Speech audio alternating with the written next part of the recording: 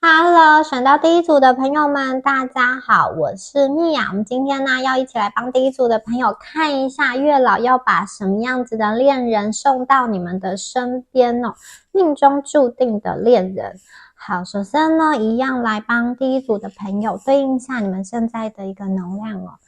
来抽人物牌卡。好，这第一张牌是反抗者。第二张牌是战士，第三张牌是疗愈者。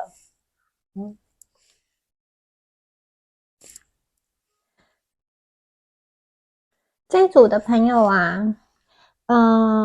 你们天生啊，非常的与众不同，非常的独特。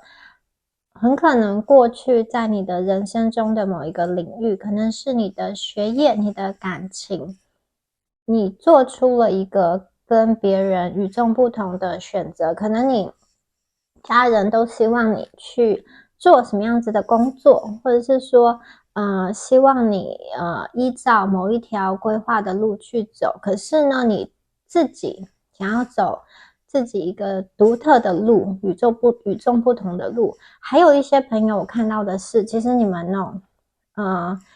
因为你们本身的能量非常的特别，所以你们有一种，比如说你的家庭阶级，你有一种逆天改命，就是你不想要活得跟你原生家庭一样，你想要去突破。比如说你原生家庭的经济状况不是这么好，你可能会想要去反抗现有的你所存在的那个阶级，或者是有些朋友你原生家庭父母婚姻感情不是这么好，你会想要去脱离这样子的这种轮回。我感觉你们确实内心有做出一个跟你身边的人，或是跟你原来的这个家庭不一样的一个选择。有些朋友你可能是好家庭中家族中第一个去国外念书的人，或者说第一个做出某一种选择的人。好，有的时候你可能会觉得，因为你自己独特的一个看待事情的方式以及解读事情的方式，不容易在现实的社会中、现实的环境中找到那种志同道合的朋友。因为也许你觉得你讲出去之后，很少有人很少有人能够去理解你跟接住你，因此很多时候你们可能会把一些心情把一些情绪的垃圾都选择向内隐藏起来。好，你们人生中经历过不止一次的蜕变，可能到现在别人看到你就是生命中的一个战士，遇到困难也不退缩，你勇敢的为自己跟其他人争取权利，就是你在别人的面前看起来很从容，其实你们内心有很多揪心，有很多难过的以前发生的那些事情，那些故事，你只是选择把那一面隐藏起来。因为你们在人家面前你就是生命的战士，你就是人生中的战士。很可能过去你们的这个决定让你的生命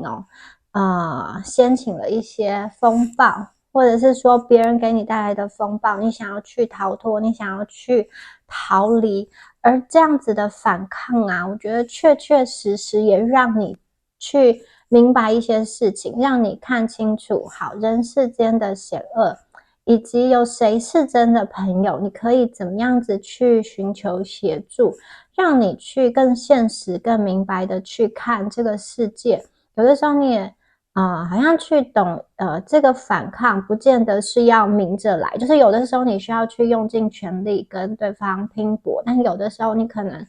会选择你是默默的暗中进行，这样子才不会好像太强出头就被对方发现。所以我看到你们会运用你们的思考进行适度的反抗。有些人你是在你的这个体制，在这个规则下去做一些反抗，很可能你会去召集一些跟你有相同经验的好，相同经验的人，或是被牵连的人、受害者，你们一起去讨公道、争取权利等等。其实你们一开始啊，并不是生命中的战士，也不是反抗者，你们一开始是疗愈者，你们相信美，相信善，只是因为你真的是在生命中遭遇了一些事情。如果你没有遭遇这些事情，你很可能就是一个继续做那种很温柔、很温暖的疗愈者。可是因为你生命中遭遇了一些事情，好，让你没有办法再忍了，让你没有办法再受到这个屈辱，很憋屈，你觉得你真的必须要去做什么事情。因此我看到你们有一个去一改原先可能比较这种温柔柔软，或者是说总是相信人都是善良的这一部分，你们去改变转换这个想法，开始用一个比较激烈的手段，或是比较能够保全自己的手段，比较现实的方式去面对这个世界，来迎接或者说来跟你生命中的这些不好的人事物做对抗，来争取自己的权利，然后想办法重新的活下去。而你们现在很多人，我觉得你们都已经从灵魂暗夜渐渐的走出。有些朋友你可能远离了你过去某一个令你难过的人事物，你就是想要跟他们挥手告别一段感情，或者是一个工作的场合等等的，你重新去寻找方向等等。好，你们的内在就是有这两种怎么说呢？有一点点冲突，但是又能够融合的很好的特质。你可以对人很善良，可是一旦侵犯到你，你们也会毫不犹豫的起来反抗。因为这个真的是有一些朋友过去你可能有些有一些人，少数的人还看到你们是被霸凌，或是因为别人那一种怎么说呢，就是有一点恶意的去散布一些什么样子的谣言在网络上啊，就是随口一句，然后很多人都不知道这个事情的真相，就在下面附和。有的人可能因为这样子，你就是莫名其妙的被贴标签，被什么样子的这种谣言困扰、笼罩等等，因而去丢失了一些你的工作机会，或者是说影响到你原来很不错的一个生活。所以这一组的朋友，你们真的是受到了这些事情之后，你下定决心要为自己去争取。这个争取是好的，因为不能让别人一直去欺负你。同时你们也确实为自己开疆辟土，去争取了一些生存的空间。然后很多朋友，我觉得你们现在真的是活得还不错。这些是凭你们自己的力量，然后一点一滴从灵魂暗夜中走出来的。那你们的内在其实有这种能够去照顾跟关怀别人的能量一旦你们如果说这个场合是让你很安心、很放心的话，我觉得其实你们生命中你心灵深处的疗愈者能量就会展现出来。好，接下来我们再来看一下你们遇到的这个人有什么样子的特质。好，我们一样抽出这个人物的牌卡。这个人是一个什么样子的人呢？好，来看一下，这个是你们的牌。好，看一下对方对方首先他是一个诗人然后呢，还有就是你们能够一起去享受这个美好的生命。好，这张牌是伙伴你们会有那种很忠诚，然后很深层的这种心灵的交流，还有他是人生中的一个解放者我觉得你们会蛮合的首先是这个人他是一个诗人，就是感受事物的能力很强他对于爱情其实会有很多深切的情感，然后对于爱人也会有无比的忠诚他会将另外一半视为自己生命中的一部分，然后可能还会去歌颂他，就是他的生活中对于爱情这件事情，他不单单只是我想要找一个伴侣跟我完成这个交配，完成这个传宗接代，相反的，对他来说伴侣不仅仅只是伴侣，而是他情感生活中的寄托，也是他心灵中的支柱。对他来说，感情不单单只是一个这种价值的交换，更多的是两个人要互相的扶持，共同的成长。他一旦跟你结合之后，我觉得他就会对你很好，很忠诚，甚至他没有办法想象，如果他失去了你那样子的生活会是如何。你会成为他灵感的来源，他天生就注定是这样子的性格，他会深深爱着他的另外一半，而且感觉到他非常的细心，非常的去体贴。他身上跟你们一样也有那种疗愈的特质，然后他也会尽力的想要去理解你在想什么，所以你跟他在一起，你绝对会感受到你是被珍视的，你是会被他捧在掌心的，你是被他深深的疼爱的。好，那同时啊，你跟他可以一起去享受生命中很多美好的时刻。你看这张牌是在海滩上看风景，旁边还有美酒跟佳肴，所以我觉得这个人呢，他本身是有很浪漫、很丰富的这种情感跟情绪，他可能会带着你，或者说跟你一起去营造一个很温馨、很开心的一个生活场景。对他来说啊，你的幸福是非常重要的，你快不快乐是很重要的。除了这个赚钱啊、过生活之外，他是愿意花钱投资在伴侣关系上，就是他愿意去花钱让你们两个的生活过得更好，他也愿意透过金钱来表达他对你的爱跟忠诚。比如说你们两个要出去玩的话，我觉得很多时候你们会选择，就是你们讨论选择之后呢，会找出一个两个人都喜欢的一个方式，就是不会有一方说要很省啊、很拮据啊，然后另外一方就觉得很不开心。你们两个是可以从游玩中去感受到，跟这个人在一起真的是能够相处，又可以一起玩、一起吃、一起去看这个世界。所以你跟他在一起有很多的浪漫的这种美好的因素情境在里面，同时啊，他也会在经济上啊，如果他可以的话，在感情上啊，如果可以的话，他都会给你这种很细心的一个照料，至少是用一些实际的生活，让你会去过得开心、过得好。无论是煮菜啊，或者是说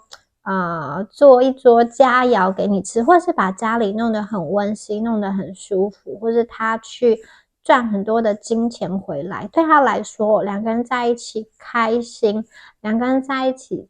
就是生命中充满很多美好的事物，对他来说是很重要的。这个就是他生命中最大的一个幸福跟快乐的来源。好，同时啊，他也是你人生中的伙伴，代表说，其实你过去啊，不是都很难找到一个志同道合的人，你过去的能量是比较压抑的，因为可能并不是那么容易找到可以跟你沟通、可以跟你交流的人。可是这个人呢，他是能够跟你去交流的，能够让你把一些隐藏起来的情绪去跟他说的。好，你们两个在海里啊，悠游自在的游泳，下面还有很多的海豚。海豚用这个海豚音在沟通别人听不懂，可是他们自己能够去理解。同样的，你们彼此也会有彼此的默契，可能一个眼神啊，就知道彼此在想什么，或是你今天好突然想要吃什么，然后结果对方就跟你说我们去吃哪一个什么东西，就会非常的有默契，你都还没有讲出来，对方就把你的话接下去。还有可能你们都会喜欢同一个歌手，或是对同样的事情感兴趣，你们还有那种越活越像，就是越来越有夫妻脸，然后身上的气味都越来越像的感觉。好，你们两个是可以生活在一起，活得很开心、很自在的。还有一个我看到，如果你原先的工作是那种很忙的，需要轮班，然后可能作息不正常的话，有可能你跟他在一起之后，他会去协调出一个新的方式，或者是说，因为他希望你的健康排第一很重要，我觉得可能你会去离开原本比较辛苦的工作，那也许是重新的两个人讨论出来要做什么，或是说暂时呢待在家里，照顾生活。如果是照顾他的生活，如果你们经济许可的话，那我会觉得这个人在生活上会是没有那么的计较金钱的。如果你是想要自己出来创业，或者说自己出来做什么的话，他也会去支持你度过前面那些比较辛苦的一个阶段。好，那如果你本身是一个不是那么有事业心的人，你喜欢就是过那一种不要太去跟别人竞争的生活，待在家里就好。我觉得这个人也是可以去跟你协调跟就是分工的，对，因为你们就是伙伴嘛，各种形式的交流都可以。但是呢，这组朋友感觉上你心中是有理想想要去做的，你心中是有一个愿望想要去实现的。这个人来你生命中还有一个很重要的任务，就是解放者他能够帮助你不被传统的价值观所束缚，他能够帮助你不要去从众。所以我觉得这个人他也是一个很特别的人，可能他的直觉力很强，所以呢他想要去你们是反抗者嘛，我觉得他有一点想要去保护他看到的你。反抗者跟战士生命中一定会遇到很多的敌人、挑战跟难关，所以他就是要来帮助你，他就是要来保护你。你在遇到他之前，很可能都是你要自己去照料自己，你要为自己争取权益，你要自己去保护自己。可是这个人出现之后，我觉得他确确实实会花很多的时间跟心力来去看照，去帮助你争取权利。就是他的戈壁是向内弯的，不容许他所爱的人受到欺负或是受到委屈，他会帮你想办法，然后一起去面对各种情况。同时他也会去鼓励你去运用本身的资源、本身的天赋、本身的才能去达成你想要做的事情。所以我觉得跟这个人在一起之后其实你内在有一些东西，有些特质就会呈现出来。也许你们本身就是想要去发挥这个疗愈的特质，去多多的帮助别人，多多的照顾别人等等的，他就会去协助你去开发出这样子的能力，以及要怎么样在现实世界中把这个特质落地，并且是可以去赚到钱的。所以这个人如果他不是，就算是说他不是你们的感情对象，我觉得他其实也会成为你生命中一个很好的贵人。那今天呢，他又是你的贵人，又是你的伙伴，又是你的感情对象，所以其实这个真是宇宙送给你们很好的一个礼物。好，再来看一下你跟他的一个认识的一个情形好，这边有这个死神牌，然后宝剑侍者，还有金币3好，这个是说你们可能在遇到他的时候是人生中一个比较低潮的时期，或者是说刚刚从低谷中走出来，有一种死后重生的感觉。很可能这个人就是帮助你重生的人，他就很像是在你这个茫茫大海中的一个浮木，你因为他，所以你整个人生焕然一新，你整个人可以脱离一个让你觉得很不舒服的一个状况。可能你终于因为这个人去终结了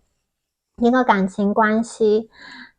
或者是说终结了你现在生活中的不愉快，可以跟他重新的这个新的地方开始生活过日子。也有可能是你在一个困难的情况中，他看到了你在工作上，然后在生活中，他就是主动去协助你，主动的去帮助你等等的。你们有一些朋友感觉上你们会是在那种工作学习的场合认识的，或者是说在这种运动的场合中认识的。他是一个有能力去帮助你提升，甚至是去指导你的，刚刚说过贵人嘛，而且他还蛮乐意去协助你的。有没有看到这个宝剑3她是一个女生在练习瑜伽，后面有一个老师在协助她跟指导她，所以我觉得这个人他很可能去因为他已经走过你走过的路，吃过你吃过的苦，或是说他就是比较成熟，因此他能够看出你当下的盲点在哪里，去帮助你去解决那个困难，或是解决那个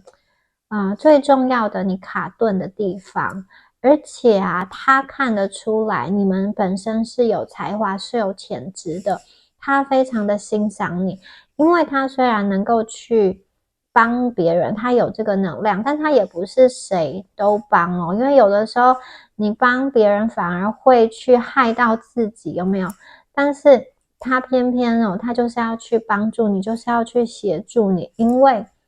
他看出来你们内在其实是疗愈者，他看得出来你们外在那个坚硬的外壳里面有一个需要就是需要疗愈的受伤的这种内在的小孩。他知道你天生的个性其实是单纯的，其实是敏感的，虽然外在看起来你是一个战士，虽然外在看起来你好像什么都行，但是他知道你内在是需要被照顾，是需要被关爱，是需要疼爱的。再加上他非常欣赏你身上的能量、才华、一些资质、一些特质，所以他非常想要去帮助你。所以我觉得他看到你哦，一开始可能不见得是要跟你谈一段感情，而是他觉得你这个人很独特，就是他觉得你生命中过往的经验很可能都可以去写一本书，他非常的欣赏你这种越挫越勇，或是在这么艰困的环境中还能够存活下来。因此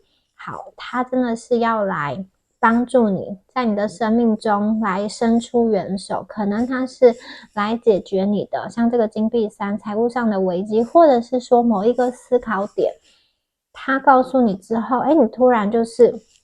可以跨过去了，就是原先你很可能都是没有办法去跨过去这个坎，可是他轻轻的去指点你，你就发现原来诀窍在哪里，你诀窍在这边，你可以去用这个方式去沟通。所以说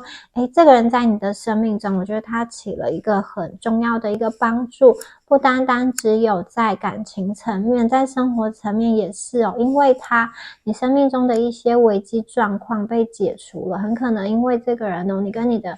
原生家庭在沟通的时候有了一个保护伞，就是能够作为润滑剂，或者是说你的财务状况、经济状况得以得到舒缓。好，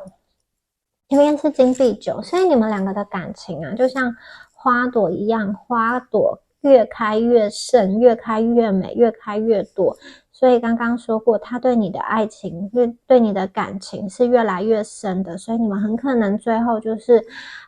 会走到结婚。也许一开始两个人只是在事业上、学习上的一个合作，互相讨论，或是彼此欣赏，他欣赏你这样的一个关系，可是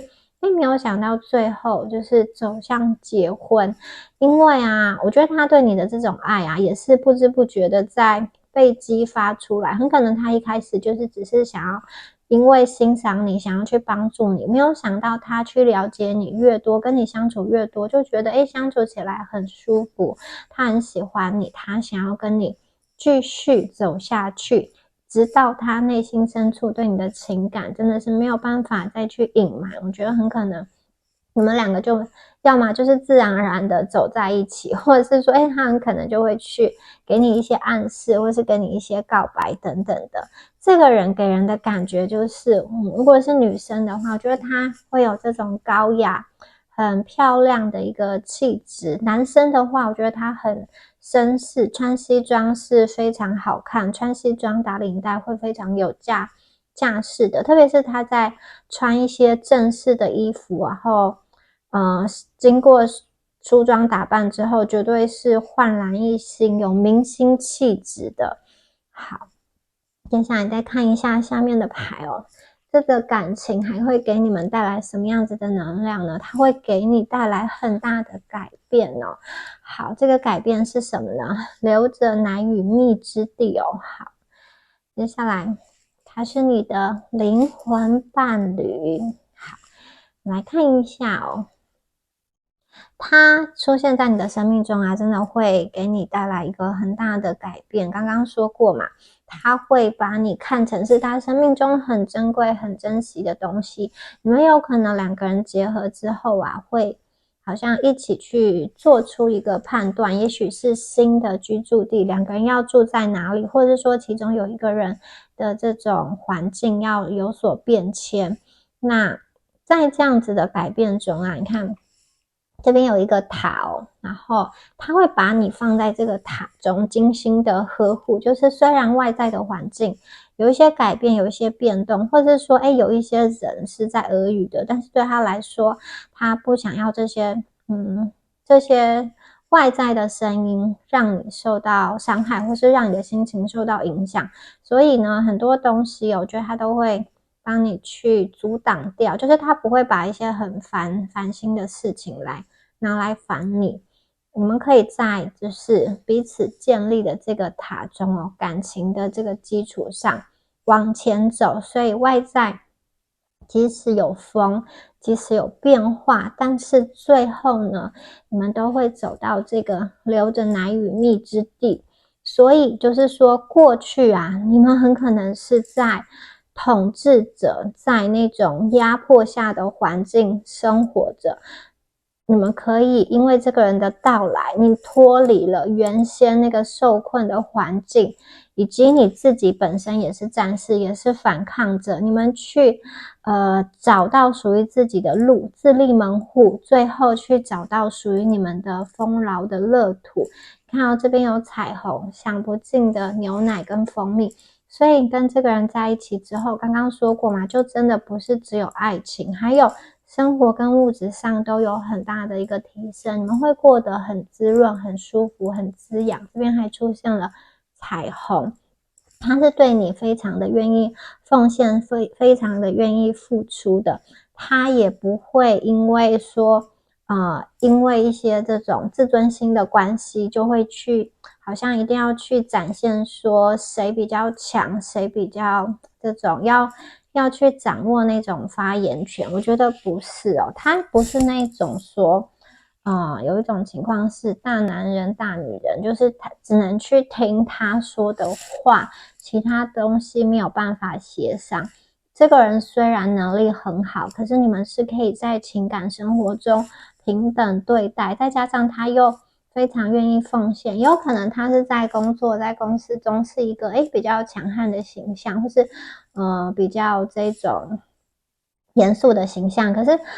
回到家中，你会发现他的另外一面是可爱的，然后你们很可能就会一起玩啊，一起笑啊，一起有没有互相的，就像这两只企鹅一样，帮彼此梳这个羽毛。所以你跟他就是灵魂上的一个伴侣，你们的这种灵魂啊，心跟心是连在一起的，是可以互相的去沟通，互相的去交流的。他会把你当成他人生中的那个最宝贵的 VIP， 这个 VIP 室中就是布置的非常舒服，然后有一个王位是给你坐的，但是他也不是那种，我觉得他不是那种低声下气的人，而是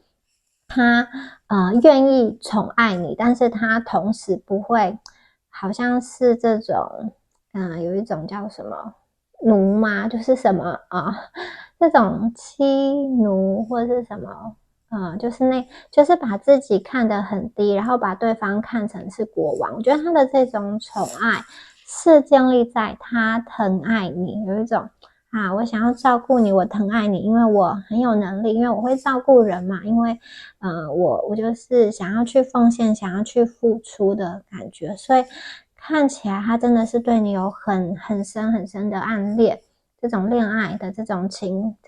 感情啦。如果两个人分隔两地在远方的话，他很可能会常常给你传讯息啊、视讯啊，或者说如果没有办法传讯息、视讯他就会看着你的照片，在想说你们曾经说过的话，一起吃过的东西，一起去过哪里，再加上前面他还有这个诗人的特质，有没有可能他为你写一首诗，唱一首歌，或是用什么样子比较浪漫的方式来表达出他对你的这个喜爱呢？我觉得他是会去表达出来的。好，那你们你看你们有疗愈者，你们很可能深深的去疗愈了他，就是你在不知不觉中说的话打动了他，因此他会觉得，你们跟其他人真的是很不一样。他想要你去绽放出你原本的光芒。很可能过去你为了要在这个世界上求生存，你是一个战士，战士就是他要拿着很多的武器盔甲，因此他会把他的真心给隐藏起来，把这个心中比较柔软跟脆弱的一面都藏在这个盔甲下。现在你的这个生命中的解放者出现了，所以他要去让你呈现你真实的面貌，本来的一个样子。而且这个生命中的这个转换跟风暴，我觉得在这个风暴过去之后，你会发现，这些变动、这些改变对你而言都是好的，会影响更正向、更积极的方向去走。很多时候在这个风暴当中，它会去扫除一些不好的能量，让你可以去断舍离，甚至是帮你脱困，因为你可能没有办法自己很快的脱困，然后现在这个风暴来了，就是这样子，就是好像混乱的状况下，过去那个没有办法解开的结它也就被吹散了，就吹走了。所以呢，我觉得有点像是因为一些转变，让你生命中本来不知道怎么解的这个难题，也可以去解决了，可以重新的去不再那么的焦灼，很多事情重新有了方向。这个风暴停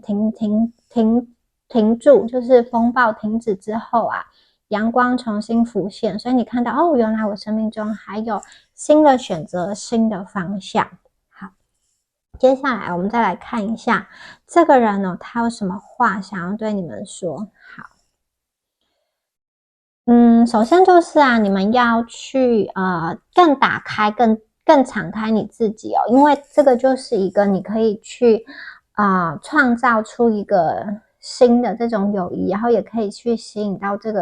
个关系。就是你们过去可能真的是比较在感情上，也许你比较封闭，因为害怕受伤，或是说你们采取一个观望的态度，敌不动我不动。如果你感觉到自己好像被冷落了，你就会选择先切断关系，或者说如果你不传讯息给我，我也不要传讯息给你等等的。其实这张牌就是要告诉你，你要先对别人敞开，你要先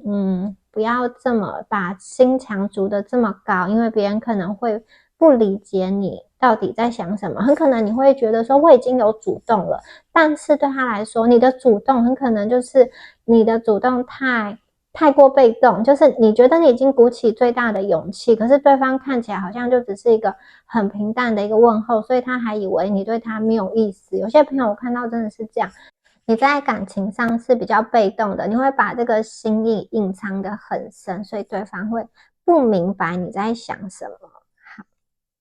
这个是信心的跳跃，所以也就是说，有的时候你真的是要去跨出你的舒适圈，去跟对方牵起这个爱的桥梁，去跟对方做一个比较好的沟通，然后你们会去得到一个很不错的一个回报，就是这个恋爱关系上的一个回报。很可能你遇到他之前上网看了很多攻略很多教程比如说要怎么让另外一半对你好，要怎么样吸引另外一半，要怎么让对方愿意花钱，然后更爱你等等的。可是你遇到这个人之后你会发现这些东西完完全全都不需要，因为他就已经很爱你了。在你没有遇到他之前，很可能你们会一直觉得说我必须要去做一些什么，我必须要去多去上一些沟通课，我必须要去多理解一些事情，或者要变得更有魅力，对方才会爱我，这段关系才能够长久。可是你遇到他之后，真的你会发现对方就已经很爱你了。其实你不需要去做那么多的改变，或者说你不需要去用那么多的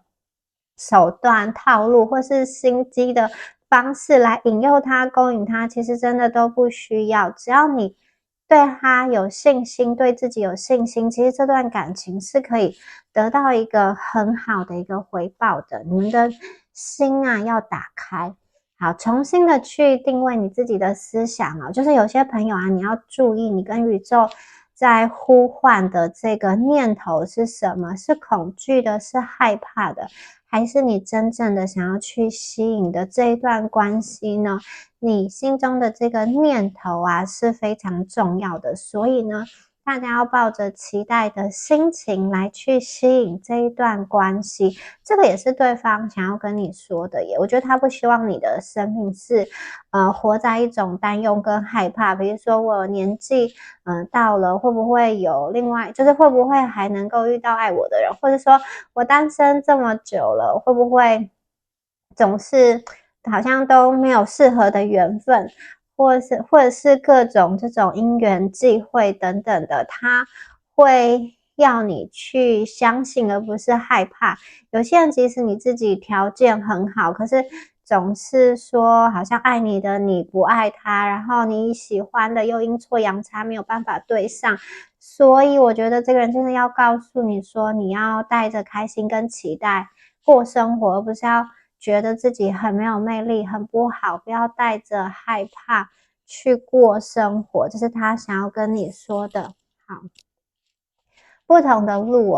哦，你遇到他之后啊，你就不会像之前一样，你会是一个全新的人哦，各方面都是哦。有些人甚至这个人他会影响到你的事业生涯会有一个转换，还有你的内在哦。你的内在也会起了很大一个变化。我觉得重点是你们会变得更加的安心，更加的放心在这个人的身上。很可能你遇到他之前，你会觉得我要当一个战士，我要一个很独立自主、很成熟的这个人，然后或者是你觉得你要去背负很多东西。但是你遇到他之后，你发现原来你是可以放松的，原来你自己是可以撒娇的，原来你自己是可以不用独自去扛下这么多的东西的。所以说我觉得很多时候这个人会去打开你的世界跟打开你的视野哦。你们这段感情啊是历久不迷的，就是牢不可破的。他呢就是有一个对你很纯真的一个爱，而且是可以去克服很多的任何的这个阻碍。就像刚刚说的嘛，这边有一个风中的变化，不管你们两个当中一起面对什么，经历什么，你们两个的那一双手其实都会牵得非常的紧，谁也不会放开谁。而且很多时候你会在日常生活中的一些小细节发现他对你的爱，比如说你咳嗽的时候，他就给你递一杯水，或者是说天冷的时候啊，他提醒你要多穿一件衣服等等的一些很日常的这个生活当中，你在生气的时候，他就逗你开心，然后跟你说老公老婆不要生气了之类的，他就会想尽办法来这种彩衣娱亲嘛，就是让你去转移注意力。好，最后一张牌是说，哇，你们两个为什么那么有好像很深厚的连接？其实你跟他前世就已经认识了，就是这个。你看你们这边有抽到灵魂伴侣，所以你们是生生世世的灵魂伴侣，不只有这一世哦。你们之前就已经在过去世遇见了，曾经恋爱过，或者是说曾经修成正果，下定决心说你们做好了约定说好，我们还要再遇见，还要再互相的疼爱。可能上一辈子你们的这个性别是互换的，或是说这一辈子是他照顾你比较多，上一辈子是你照顾他比较多，就是你们有做过灵魂的约定，然后在这一生中还要去找到彼此，所以你跟他的缘分真的是非常非常的深。好，以上就是有关于第一组朋友你们今天的解牌啦，月老送到你身边的这个人。那就恭喜大家，也祝福大家。我是蜜雅，我的 YouTube 跟 B 站的名称都是蜜雅塔罗。我们下支影片见咯，拜拜。Hello，选到第二组的朋友们，大家好，我是蜜雅。我们今天呢，要一起来帮大家看一下月老要送什么样子的奇迹来到你们的生命中呢？这个奇迹已经出现了吗？还是它即将要出现？好，首先呢，我们来看一下第二组朋友你们的一个对应的能量哦。我们第一张牌是满月在牡羊座，冷却你的情绪。第二张牌是新月在巨蟹座，放轻松。的11号牌，空的小屋，镜子，还有是有11、21跟22哦。好，果园。好，我们这几张牌在说什么呢？首先呢，我感应到的是第二组的朋友啊，你们有的时候脾气比较冲，就是呢，情绪一来的时候，就是忍不住想要跟别人吵架，很生气，觉得你就是觉得你被误会了，或者是委屈的话，其实你会很想要去说你不喜欢别人去冷处理你，就是你想要有话就沟通清楚。如果对方选择转身离开，或是说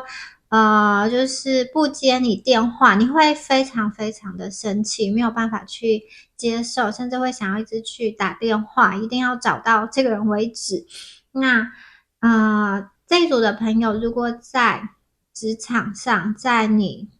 生活中受到欺负，你们也是会想要去表达的。只是如果当前的情况那个局面可能对方是有权有势的人，或是他是你的老板等等，我觉得你们还是会压下来，但是你内心很生气。这一组的朋友，你们内心有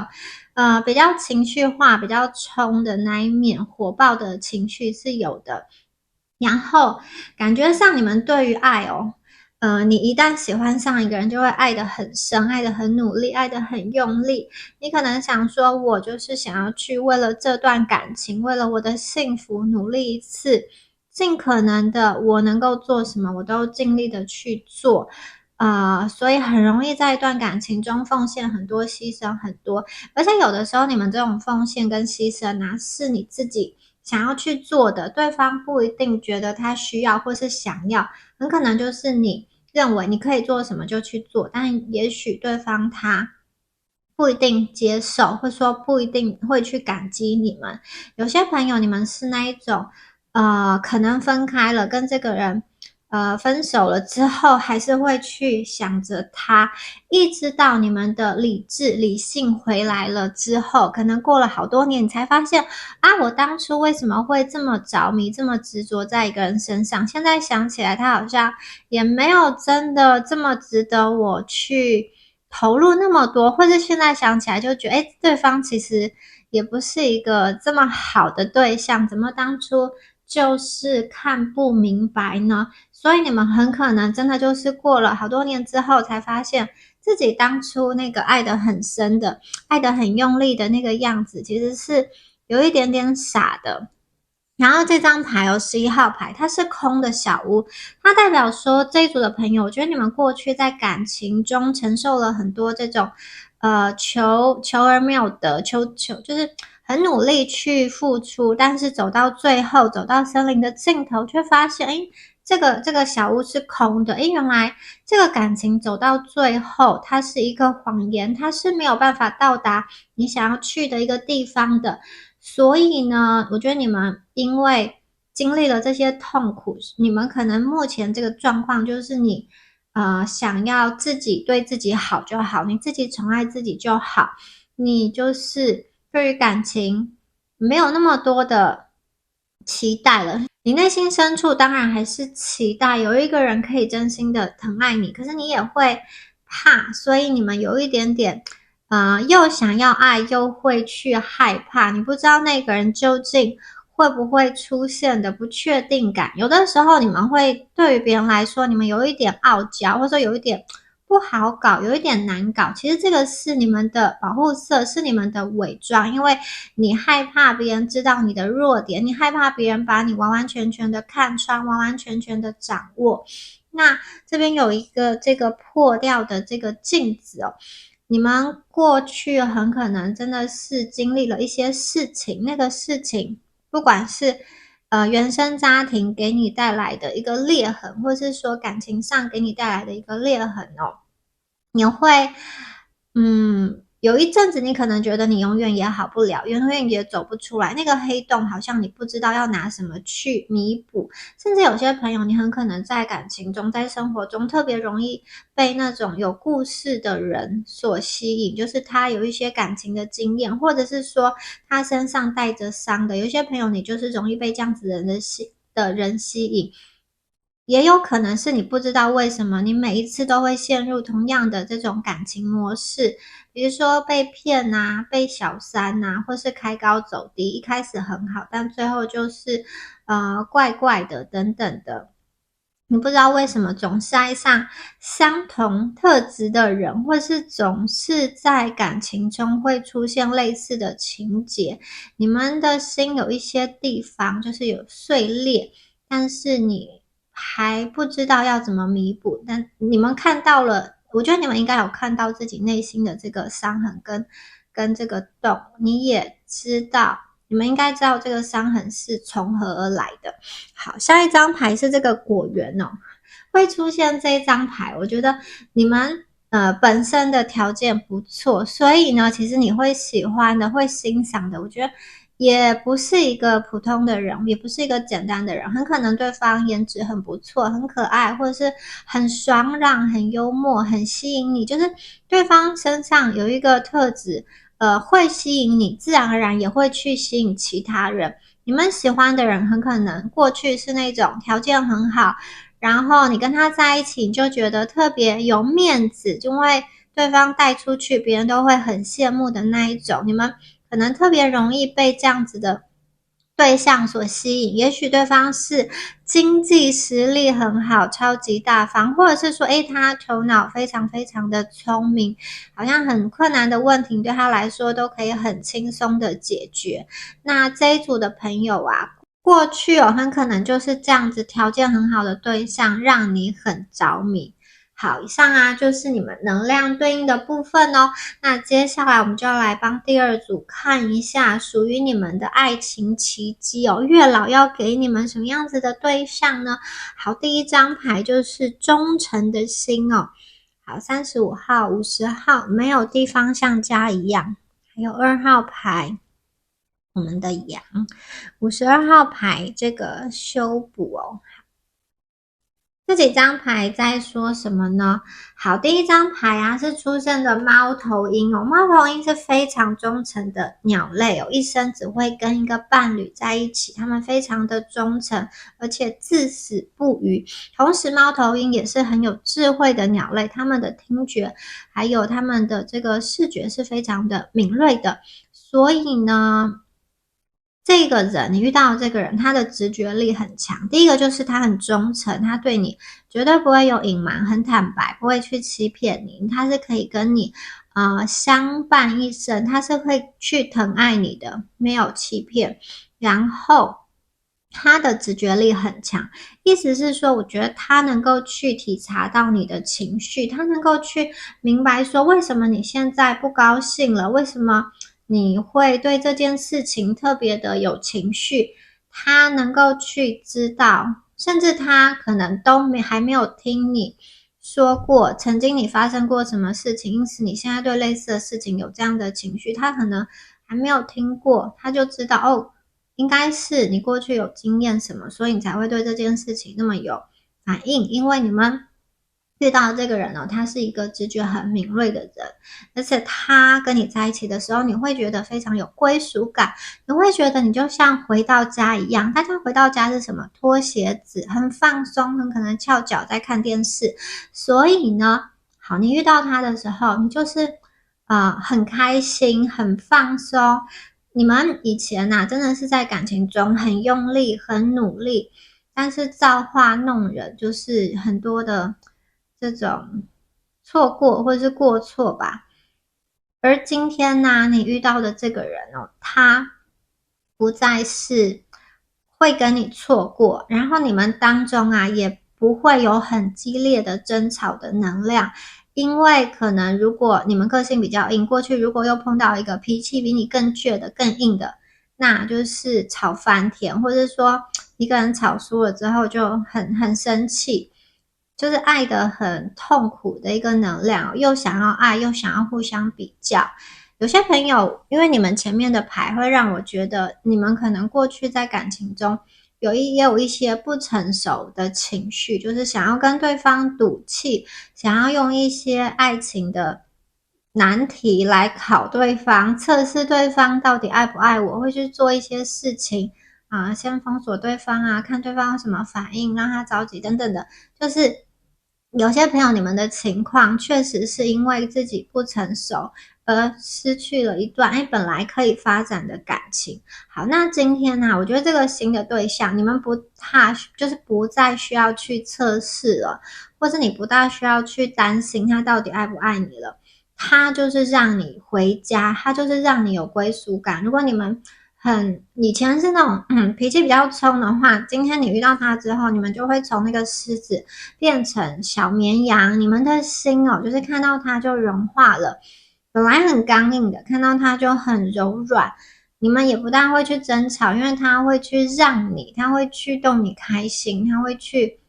问你说，老公老婆，你为什么会生气？不要生气了嘛。如果你们肚子饿，有些人肚子饿就是很容易脾气就会火上来，脸就会臭嘛。如果没有吃东西的话，那如果他知道的话，就赶快去买好吃的或弄好吃的给你，他就会去从哪里不舒服就去安抚你那里。所以基本上你跟他在一起是很多的欢声笑语，没有那种很激烈的争吵的能量。然后下一张牌是羊，所以它带来了很多的正向的光明的东西进来。它的这个羊可以去弥补说你们之前这个镜子的裂缝碎掉的那个黑洞，它的能量是可以去补满你的，所以你跟他在一起真的是非常非常的幸福。然后这个人他的这个职业很可能是去做那种帮助弱势的，或是跟法律的、医疗的，照顾人的，或是跟一些文化教育方面相关的，有这样子的能量。然后他看到你的时候他想要去修补什么呢？你看这两个这种小精灵、小天使，他们正在看天空上的洞，然后他们在想说这个洞有多大，我要去做一些漂亮的彩旗来让这个洞被补起来。所以他就是会去逗你开心啊，他能够去接住你的情绪，他是你的一个避风港，他是你的一个温暖的港湾。特别是你在情绪黑洞的时候，在脆弱的时候，在外在经历了一些困难跟挑战的时候，你跟他在一起啊，心就可以得到安放，然后他也可以让你成为一个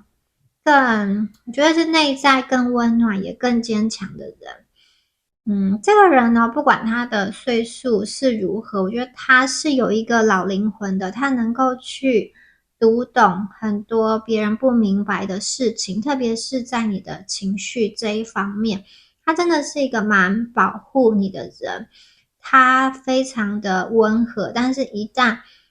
他所爱的人受到侵犯的时候，他其实会有完全不同的一面，可能平常看起来他的脾气还不错，可是一旦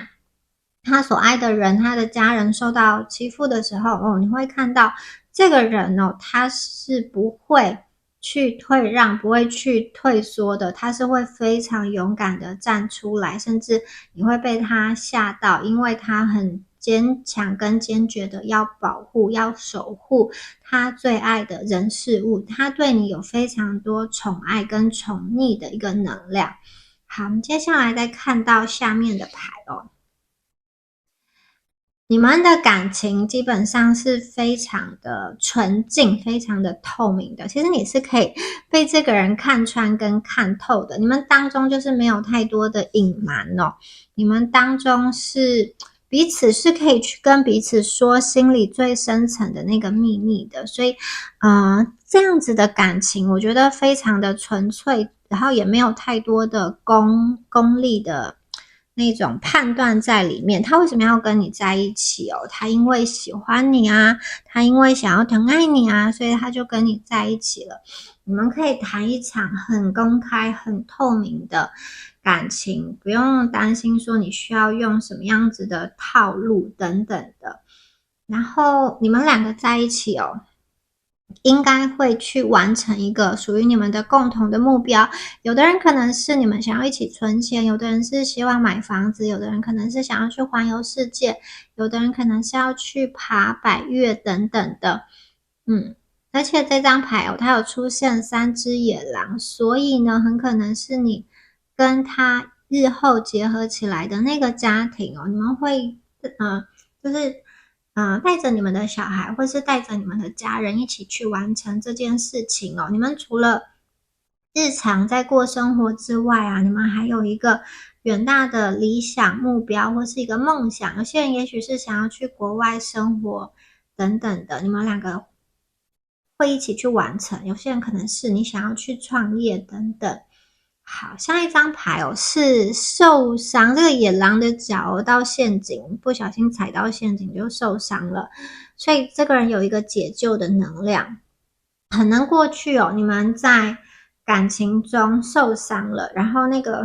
困在心灵黑洞很久，一直都走不出来。那今天这个人就是要来帮助你走出来，而且是慢慢的帮助你走出来。那下一张牌又是一个回家的感觉，很安全。看这只野狼的这个尾巴，它是松下来的，它不是紧接着的，所以代表说你遇到这个人的时候，你就是完完全全的放松，完完全全的不用想太多，你就大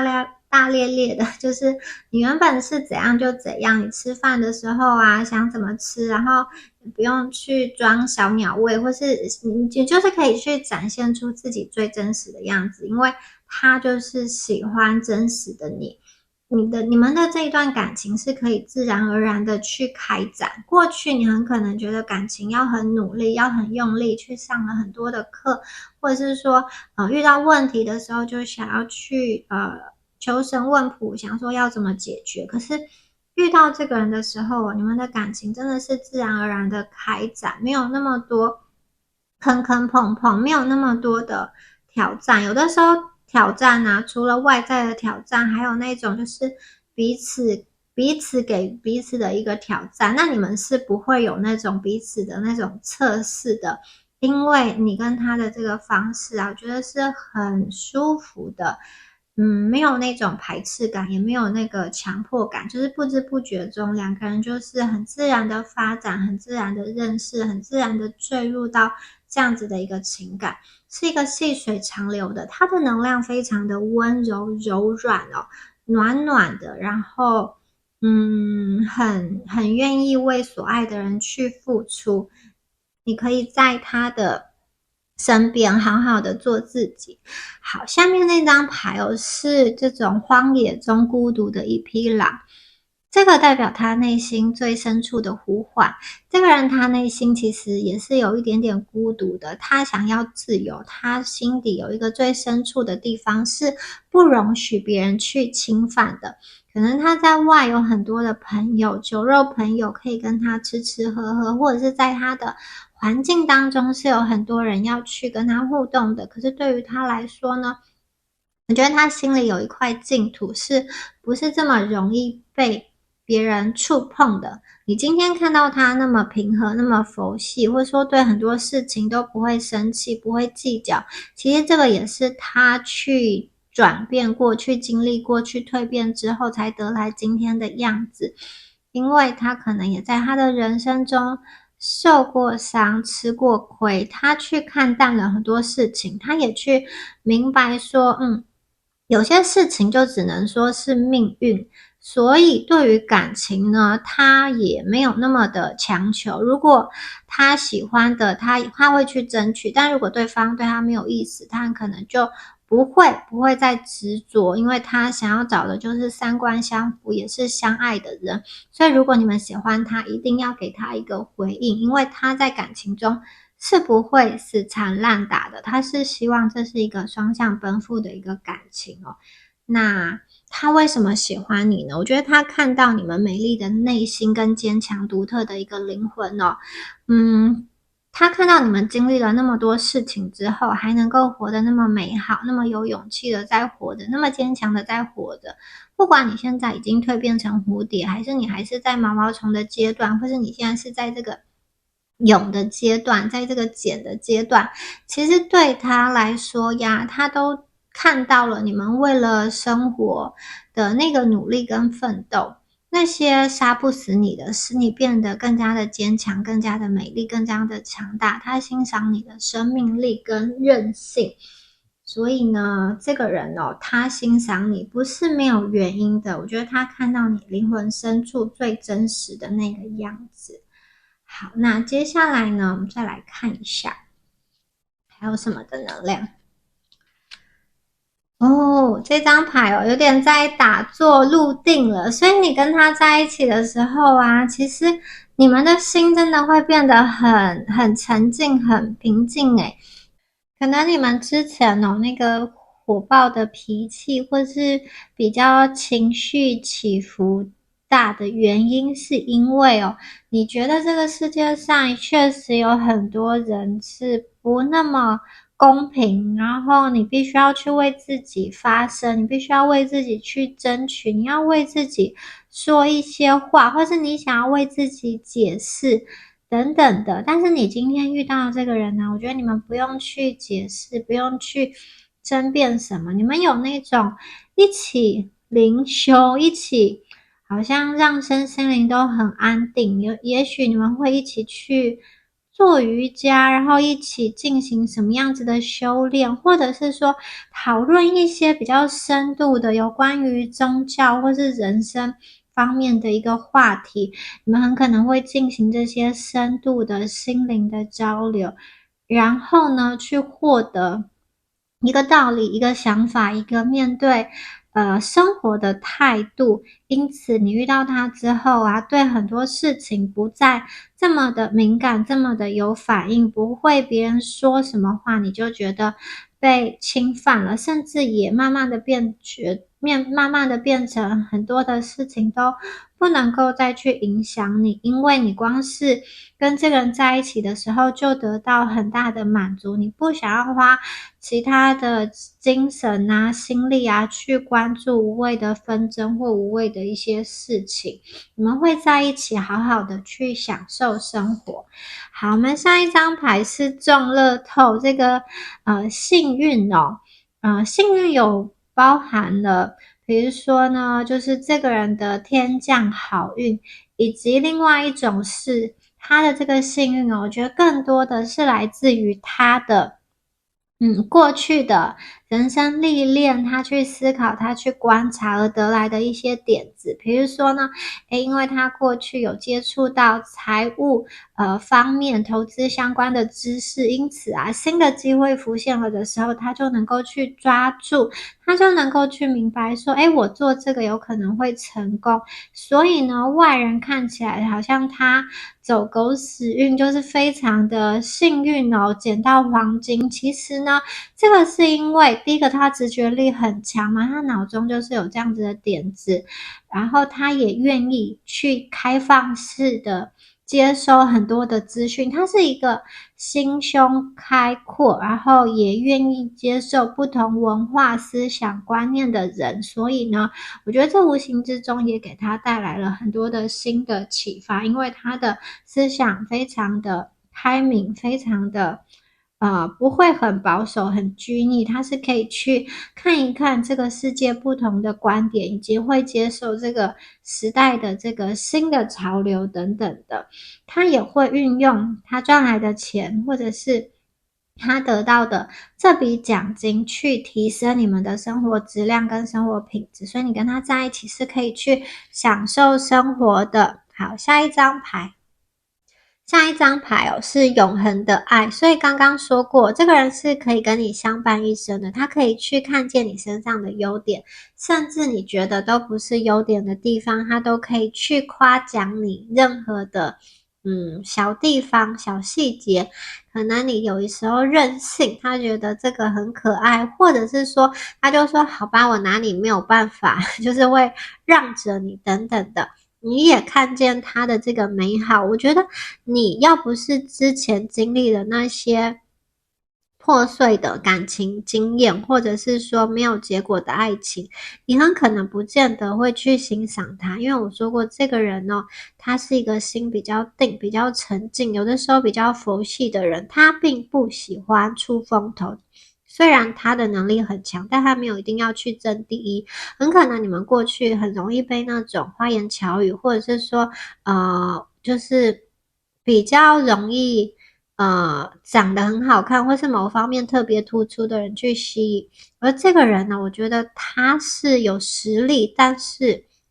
他不见得会去一直夸耀自己多好多好。要是你没有留心，很可能觉得他就是一个普通的人。可是当你实际跟他相处的时候，发现他其实是低调有实力，然后你越跟他相处，就觉得相处起来越舒服。要找到相处起来舒服，可以跟你一起过日子的人，还真的不容易。特别是可以去包容你们一些天马行空的想法啊，你的脾气啊，或是一些怪怪的地方，这个人他是能够做到的。他欣赏你，而你也很欣赏他，就觉得啊，彼此在人世之间啊，不只是情人，也是知己。他会给你一生的宠爱，一生的忠诚，他对你的爱是不会变的，至死不渝的。而且你们的感情啊，是像水一样的流动，顺其自然的开展，没有强求，没有那种互相去逼迫的能量，而是两个人都喜欢，两个人决定，然后要这样子去发展下去。所以呢，你们两个当中不会有太多彼此给彼此的测试，彼此给彼此的这种难题跟考验。相反的，两个人都是你会觉得相处在一起就是真的都是顺顺的。接下来呢，我们再来看一下下面的牌，来看一下塔罗牌的部分。我们第一张牌是圣杯六，好，第二张牌是吊人牌，第三张牌是命运之轮。好，我们来看一下圣杯六。圣杯六也有一个回家的感觉。刚刚说过，这个人会让你觉得非常有归属感嘛。那圣杯六也代表着，就是你想家了，你想要回家了。它就像是你心中的那个家园一样，它会让你有很美好、很温暖的感觉。同时啊，也充满那种两小无猜、欢声笑语。那有一些朋友哦，你们对应到的这个圣杯六哦，太阳在天蝎，很可能它跟过去一个旧人有关哦，所以少部分的朋友有旧人回归的能量。这个人他非常重视家人跟家庭，而且他也是内在有很敏感的那一面的哦。刚刚说过，他的直觉力很强，同时他也很敏感。那在这边我们可以看到一个妈妈跟一个小女生在做瑜伽，所以呢，我觉得她其实会蛮宠爱你的。怎么宠爱呢？就是把你当成小孩一样，她其实身上有母性的能量，会想要去照顾你。不管他是男生女生，我都觉得他是会去照顾你们的。他也会有一个满满的治愈感，你跟他在一起就觉得内心的伤痕都被抚平了，内心的黑洞都被补满了。他会给你很多的正向的安慰跟舒服的能量，会非常跟他在一起相处的时候会非常的简单，非常的单纯。好，下一张牌哦是吊人牌。这个人呢，他很特别的是，他的内在很敏感，然后我觉得这部分跟你们很像，但是他会去让自己沉静下来想一想，就是你们的情绪上来很快，可能说出口，说讲话也说得很快，或者是说当你喜欢上一个人，你情绪就很满，很快的就晕船，很快的就想要跟这个人发展，然后满脑子都是他等等的。但是今天你遇到的这个人哦，他虽然有情绪，虽然敏感，但是他会让自己暂停下来想一想，让自己用自己的意志力去思考说，到底这个人适不适合我？同时呢，他一旦想清楚之后，他就会有一种牺牲奉献的一个精神。所以呢，他有这种双鱼座的一个这种多情跟浪漫敏感的心，他也有一个奉献、慈悲奉献的心，对于他所爱的人。所以你跟他相处的时候，一开始可能会觉得，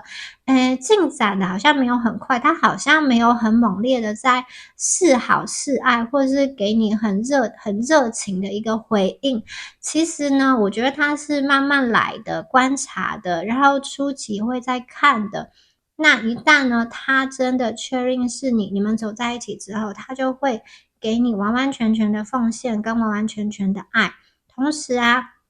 这个吊人呢，他是头下脚上在看世界，所以呢，有的时候他看待世界的方式是跟别人不一样的，他能够去看到别人没有看到的细节。吊人牌它的数字是12嘛，就是1+2，1+2等于3，所以呢，它分别对应了它有魔术师1的能量，还有女祭司2的能量，跟皇后3的能量。它就是具备了魔术师、女祭司跟皇后这3张牌的特点，并且能够去冷静的去看待这个结果开展。对于感情也是，他不强求、不急躁，但是他等待最后的那个开花结果的那个最后的一个结局。接下来命运之轮很厉害的一张牌命运之轮呢，它代表了4个元素的固定星座。火元素的狮子，土元素的金牛，风元素的水瓶，然后还有天蝎座。那命运之轮呢，它代表的是你跟他的感情你遇到他的时候你的感情状态会有很大的改变，他为你带来了新的机会跟新的想法。也就是说，如果你现在的感情状况是停滞不前，很可能因为这个新的人的出现，会有一个重要的转折，在感情上原本坎坷、原本不顺利的这个情况会得到好转，你们会从过去一个旧有的局面困境中走出来，受到幸运之星的加持，重新的让你的感情活络起来，变得更加的顺利。这个是命运之轮给你们的帮助。好，接下来是力量牌力量牌一方面象征的是对方对于爱情他是有坚定的决心、坚定的意志力，他愿意去克服困难跟挑战。刚刚就说过嘛，你们的困难绝对不是来自于彼此给彼此的，如果有困难的话，可能来自于外在，但是外在不管是距离或其他的因素呢，都不会去停止他去爱你的一个决心跟信心他对于感情啊，他是有信心的。同样的，这张力量牌它也有一个去温柔驯服的能量，这谁来驯服谁呢？比较是他来驯服你，很可能过去你是一个比较火爆的人，或者是脾气按耐不住的人，就是像这个女生的头发一样，想到都要爆炸了，有很多的思绪，有很多的思想。那也许是这一只豹它来安抚你，或者是这个女生让这只豹变得柔软下来，温柔下来。不管你们谁是豹谁是女生其实都代表说这个人的出现让你会变得本来很暴躁的脾气，本来看事情看很多东西就是想要去不顺眼，或是有很多觉得不公平，然后容易想要跟人家吵架的这个生气的心平静下来。同时这个力量牌它对应到的是狮子座，它代表说这个人刚刚就说过他心胸是比较开放的，然后他又有一种很坚韧的这个内在内核啦，坚韧就代表他坚强，但是又柔软，所以呢，他并不是像大树一样那么的硬，他懂得退，就是能屈能伸。因为有的时候我们不能硬碰硬，硬碰硬不见得会有好结果，所以呢，他该软的时候会软。对于你，他知道跟你硬碰硬是没有好结果的，所以我觉得他是会退，他是会让的。那对于一些会伤害你们感情的事情，他就不会去退让啦，因为他内在有积极的力量，他会去抵抗，他会去面对。下一张牌哦，是我们的皇后牌。皇后牌很可爱，大家看到一个小孩正在讨奶喝，然后这边呢，他的嘴巴有一个这种发光的光圈的能量，然后背后啊是一个超级大的满月。诶，这边还有一个满月，有2个满月，2张满月。所以你们过去啊破掉的镜子，有没有？镜子也是一个圆形啊，就被这个大大的满月给补满了，治愈了。这一张皇后牌的能量啊，代表了智慧跟力量，所以呢，我觉得它真的是给你很多的疗愈感、温暖的感觉跟治愈的感觉。它真的很包容你，很爱你，给你好多的满足哦，让你内心的缺憾跟缺那个洞啊都被补起来了。它会在各方面去承接你的情绪，这个很重要。另外呢，这个女皇牌它是金星的能量，代表说呢，你们2个在一起哦，这种温柔对待会得到好的结果，你们2个会繁荣，会繁盛，你们2个的这个感情会进步，会成长。它不单单只是谈恋爱而已，它也会让你们的事业都更加的顺利，就是你们在物质的这个基础上啊，也会因为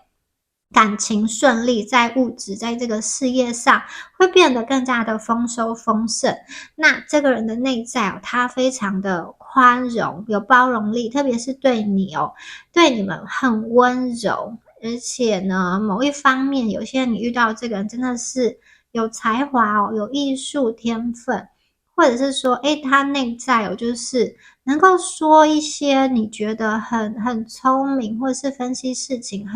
很透彻的一个能力，然后也蛮会去照顾别人的，真的是一个非常棒的一个对象。好，我们接下来再看一下塔罗牌有什么讯息要跟你说哦。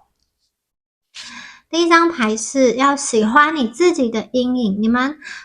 我觉得这个也是这个人要跟你说的，你们要去接受，然后要去看一看你身上的缺点，有些地方是需要改，有些地方不需要，它就是你的特质。你要更爱你自己之后啊，其实你就会更加的更快的显化这个人来到你的生命中。同时当你能够去接受你的缺点，接受你不美好的地方的时候，感觉上你也会对于别人的错误比较宽容，比较不会去得理不饶人。好，下一张牌哦，是这种你要感激的态度。其实你们去看一看现在生命中已经存在的美好事物，你就能够去吸引更多的美好来临。有点像是说，只要这个人去对你好，你就给他很夸张的赞赏，拍拍手感谢，他会对你越来越好，越来越爱你。当你在小事情上称赞他之后，你就会发现哦，越来越多他会想要得到你的称赞，然后去服务你，或是去对你好。你只要去给他这种小小的甜头，最后收获最多的就是你啦。好。他要跟你说什么呢？理所当然的，他就是对你很着迷，沉浸在你的这个出现，你的这个存在，爱上了你。还有他觉得，2张6，大家看一下2张6，你们的幸运数字、天使数字哦，66大顺。好，他觉得你们有好多的选择跟选项可以选哦，所以他是不是一开始他有吊人牌的观望？是不是他在想说你们可能会有其他的选项，不一定会选择他，但是他又对你有如此强烈的欲望，没有办法去抗拒。然后他也希望你可以去倾听你自己的内心，因为他其实也是一个不会去强迫你的人，因为他希望你过得好，过得幸福，所以他可能要让你自己去想一想，看一看究竟你跟谁在一起是最快乐、最幸福，要倾听你自己的声音。然后他问你说，你会选择他吗？你会不会选择他呢？他很期待，也害怕受伤。然后如果你选择他的话，他希望我们在一起是一个新的开始。也就是说，刚刚说过有些朋友你们遇到的人是一个旧人嘛，如果你们遇到的人是一个旧人的话，他今天想要跟你说旧人回归，他想要跟你说我希望我们可以有一个全新的开始，过去的恩恩怨怨都不要再计较，我们就是重新开始，过去的一切都忘记。或者如果说他过去有一些故事，或者说你过去有一些故事，他都希望他过去的那些故事不会影响你，过去的感情经验不会影响你，或者是说你过去发生的历史对他来说不重要，他跟你就是重新开始，重新的去爱，就像没有受伤过一样。好，让我拥抱你吧。这个人你看哦，他就是前面也有啊，那个妈妈抱着小孩这张牌，他就是想要去抱你，然后去闻你身上的味道，然后也让你透过拥抱啊，去让你感受到他给你的爱跟关怀还有温暖。这个人他是一个喜欢拥抱、喜欢肢体接触的人。好，下一张牌哦，他说，要自私一点哦。这张牌很特别，为什么会出现在这里呢？可能是他觉得你过去在生命当中哦，有些时候容易被欺负，或者是说，容易，特别是你们有一些弱点啦，可能别人只要抓住你这个弱点，你好像就没有办法去抵抗。也许是你亲密的人特别容易去。就是知道你的弱点在哪里，然后你那一部分特别容易心软，特别容易被利用。然后有些人可能是在工作上比较不懂得去为自己争取权利，然后常常只能在心里生闷气等等的。他其实想要告诉你说，你们有的时候要多自私一点，先为自己多考量一点，多去照顾自己一点。如果你都不为自己想的话，没有其他人会为你想，所以你一定要先照顾自己，这个是人生的这个优先的要务。你要先，甚至你跟他在一起的时候，他也希望你可以先去照顾自己，先去爱自己，这样子的话，你才有能量去给出你的爱。所以你们要先对自己自私一点，这个是这个人透过牌卡传递出来的讯息哦。好，以上啊就是有关于第二组朋友你们今天的能量咯，希望今天的能量都有对应到大家。我是蜜雅，我的 YouTube 跟 B 站的名称都是蜜雅塔罗。那我们下次影片见咯，拜拜。Hello，选到第三组的朋友们，大家好，我是蜜雅。那我们今天呢，要帮第三组的朋友一起看一下月老送给你们的奇迹。这个人已经出现了吗？还是他即将要到来你们的生命中呢？好，首先呢，我们来看一下第三组朋友你们的一个能量状态哦。第一张牌呢是满月在水瓶座，保持真实。下弦月在金牛座，为自己感到骄傲。下弦月在天蝎座，把事情摊开在阳光下。然后满月在天秤座，找到平衡点。好，这一组的朋友哦，感觉上你们过去很可能就是为了自己在意的人，你在感情中会去配合他，比如说他喜欢什么样子的装扮，你就会去装扮成那个样子，或者是说他喜欢你做什么，你心中没有那么喜欢，也是会为了他勉强自己去做。有的时候呢，你们会戴上一个面具，只因为你想要获得对方的爱，但是同时你又很希望对方可以透过那个你戴上的面具，看穿你的面具，看到背后那个真实的自己，你也希望真实的自己能够被看见。同时啊，我觉得你们也会喜欢，好像是把自己打扮得很好，各方面的提升，透过这些东西来保持自己在感情中的一个竞争力跟吸引力。但是你又很希望，当你好像一无所有，当你很脆弱，或者说当你都很就是很真实的那个样子，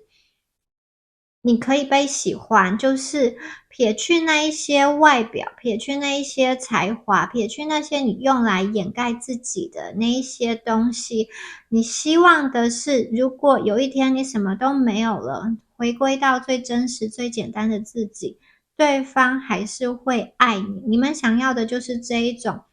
无条件的爱，可是又不相信会有这种无条件的爱，因此你们在感情中似乎做了很多的努力。然后第二张牌哦，下弦月在金牛座，为自己感到骄傲。这一组的朋友，其实宇宙在这边问你们说，你们真的相信自己吗？因为其实在这个世界上没有人是完美的，有的时候你对自己要多看看身上的一个优点，为自己感到骄傲。其实你们来到这个世界上是有一个使命在的，你所做的每一件事情哦，不管你觉得你有把这件事情做好还是搞砸了，其实你存在这个世界上都是有价值的。就算有些东西你现在不懂，未来你也会去懂，所以宇宙其实要鼓励你要成为真实的自己，而且你要为你真实的自己感到骄傲。你看你们的3张牌，保持真实，为自己感到骄傲，把事情摊开在阳光下。所以有些朋友过去很可能哦，你们真的是戴着面具在生活，特别是你想要去吸引别人来喜欢你，而很多朋友，你们走过了前面那个阶段之后啊，你们会越来越去把事情摊开在阳光下，有一点像是合则来，不合则去。如果你付出的这个真心，别人不接受，你也会选择离开，就是你的真心必须要被看见。而且我觉得你们越来越去明白一件事情，就是喜欢你的人自然会留下，不合的人自然会去离开。那你们就想说，如果离开，你也不想要再去追了，因为到最后你们明白很多事情哦，不是说你努力、你坚持就能够换来长久、换来温暖。相反的，如果你把真实的自己摊开来，而对方是可以接受，也是很喜欢的话，这样子的感情才是轻松的，才是适合的，才能够走得长久。所以呢，你看最后一张牌哦，满月在天秤座，找到平衡点。所以你们现在寻找的是什么样子的一个感情呢？我觉得他是一个可以让你真正做自己的人。就是如果你们是一个本身有事业心的人的话，这段感情不应该会因为你要谈感情就让你去好像抛掉你自己的事业，或者是说，如果呢你们是一个很需要陪伴的人，不应该为了怕说对方会不会觉得我太烦，然后而忍住不去跟对方联系。就是我明明想要跟对方联络，可是又怕对方觉得我很烦，然后会给我扣分，而不敢去跟对方联络。所以呢，我看到的是你们越来越专注自己的需求，也看见自己的需求。首先就是你照顾好自己之后呢，你也去想到别人需要什么，因为过去很可能你自己都还没有去照顾好你自己，你就会很希望别人可以给你去填补你内心的那个缺口，而你们越来越知道要怎样去爱自己了。在这个同时啊，好像你们也开始去明白，别人他需要什么，你的感情中的另外一半需要什么，以及他有的时候跟你讲话的时候，他的出发点跟他的理由是什么，他的口气听起来很凶，但是他是真的在骂你吗？还是关心你呢？所以这一组的朋友，我看到的是你们在生活中越来越聪明，然后越来越有自己的想法。你会在你的付出跟你自己保有自我对自己的爱中去找到一个平衡点。那个天平是平衡的，不会过于倾斜，不会说你过于关爱自己都不愿意付出，或者是说你过于的付出而没有去照顾自己。所以我看到的是，其实你们已经准备好了，你可以在爱情中去共同创造一个双赢的局面。我觉得你们的生命啊，活的此时此刻到现在其实是准备好了，也很适合谈恋爱的一个能量。好，那接下来呢，我们来看一下宇宙给你们的这个人哦，他是一个什么样子的人？我们来看一下塔罗牌的能量哦。好，首先呢，我们看到的是权杖一，权杖一紧接的这张牌是太阳牌、恋人牌，然后我们再看一下圣杯七，还有什么宝剑四。好，那我觉得你们的这个人哦，他应该是一个比较阳刚气息的人，不管他是男生女生哦，我会觉得他是一个有行动力的人，然后也算是外表啊外在是非常吸引人的人。权杖一啊，首先对应的到就是火象星座嘛，狮子、牡羊、射手座，代表说这个人的特性，第一个他是很积极、很有自信，他愿意冒险，他也喜欢创造一些新的这种，就是他不怕挑战，然后他也喜欢去创造属于他自己的一个事业，所以很可能哦，你们跟他在一起有那一种。比如说他是老板，你是老板娘，或者是你们共创事业，或是你扶植他的这个事业等等，我觉得他的脑袋是有一些想法，想要做一些事情的。那他对于自己的人生生活是有目标的，他会喜欢尝试一些新鲜的事物。我觉得在身材在打扮上，他也是有一定的在维持、在保持的。然后我们还看到这个。太阳的能量一样，我这边也有狮子座的能量，火的能量哦，如日中天。所以呢，你遇到他的时候，他正在他人生中的一个上升期，事业的一个上升期。你可以看到，其实，他就是一个光芒万丈的能量。你跟他在一起的时候，你感觉到他非常有自信。这个自信不只吸引你，也吸引到其他人。同时啊，他又有一种。好像无惧无畏，像小孩子一样的这个天真，我会觉得他很可能做很多事情哦，都水到渠成，都很顺利，都会有贵人想要去帮他。也有可能这个人本身的家境背景不错，资质也不错，所以人生基本上就是没有太大的困难。即使有困难，对他来说，就是有的时候遭遇困难，那是不是一个困难，要看当事人的心境。所以我觉得很多时候，那个困难对他来说，只是一个挑战，他是可以去度过的。所以他没有把事情看得这么难，他没有把这些阻碍看得这么难。相反的，挑战对他来说是有趣的、新鲜的。他相信自己是可以去突破这个挑战的，所以他蛮有自信心，蛮有这些积极向上的能量哦。你遇到他的时候，他很可能各方面都正在蓬勃发展起来。那这边还有这种金光闪闪的能量，金色的太阳，生命的源头。可能很多人是仰赖这个人为生的，就是刚刚说过嘛，他很可能有自己的小事业，然后或者是说他是需要去领导很多人，统御很多人哦。那我会觉得你跟他在一起之后啊，这个能量哦，这个气场哦，非常的豪华，他有一种别人眼中的万人迷。然后你遇到他的时候，就觉得真的是这个人怎么条件这么的好？那很可能你不觉得说他会去喜欢上你，但是他真的会去对你有感觉，对你有好感。那他对于他的人生啊有自信，对于他的感情啊，我倒觉得比较像是孩子一样很单纯。你很可能觉得，这个人会不会是老千，会不会是骗局，或者说会不会是一个这种海王，会不会是一个这种情场高手？其实他在感情跟感觉这种情感的经验上，倒是我觉得是比较单纯的。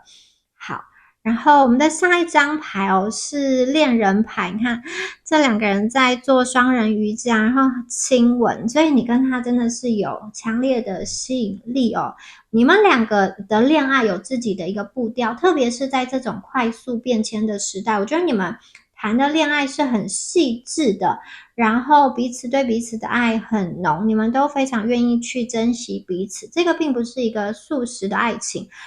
还有他的外形哦，还真的很不错。他是一个，我觉得他对于自己的身材各方面是有要求的。那他对于感情啊，他也是一个，我觉得他会有一个这种承诺的阶段、告白的阶段，会有一个仪式感在。好，他在不同的阶段投入的感情是不一样的。比如说一开始认识的时候，男女朋友的时候，以及你们最后要成为家人的时候啊，其实都会有好像越来越去打开，然后付出的越来越多。很可能哦，你跟他两个人在一起的时候啊，两个人的沟通啊，当中会有这种来来回回，因为恋人牌对应到的是双子座，两个人的沟通跟结合还有合作，就是你们两个人的沟通顺不顺畅，会影响到两个人的关系的走向。所以呢，基本上在这一段感情啊，你们一开始的吸引力是很强的，一拍即合。还有的朋友，我觉得你们很可能是先性后爱，就是先肉体上的吸引，之后呢，再想要把这段感情推向比较长久的一个承诺的关系。基本上这种外在的吸引力非常的强，接下来会面临了一些沟通上的磨合，你们两个在沟通上会是需要磨合的。你们有一种活得非常的真实，就是你们两个会来来回回的讨论，甚至对很多我觉得算是比较实际的问题一针见血的进行分析、进行讨论。比如说呢，你跟这个人的金钱观，或者说性的关系，或是想不想要结婚，要不要有小孩，或者是种种的政治的话题都有可能去谈，或是一些比较深入，也许对别人是比较敏感的话题，你们可能都会在这个方面进行沟通。有的地方你们会觉得很合啊，就是怎么他说的话，就是你心里所想的，你都还没有跟他讲，他就说出来，你心里就会很感动，然后对方也非常的热情，特别是我觉得在很多事情上，他可以去开导你，可以去引导你，你们有很多一起成长、一起学习、一起去探索这个世界的能量。那另外一方面就是有一些地方真的是需要磨合，但是你们并不会说磨合不过就分开，相反的，你们是那种虽然有的时候吵架，有的时候觉得生气，但是彼此之间的吸引力又非常的强，又没有办法去分开。你们的生活，你们的感情是很落地的，不是只有这种偶像剧，大家只要谈恋爱都不用吃饭喝水，不用这种柴米油盐酱醋茶，你们的生活就是实际的、接地气的、落地的，会谈一些现实方面的一个问题。然后呢，这个人我感觉他是一个喜欢，刚刚说过他蛮有自信的，同时他也是一个喜欢去打扮自己，就是他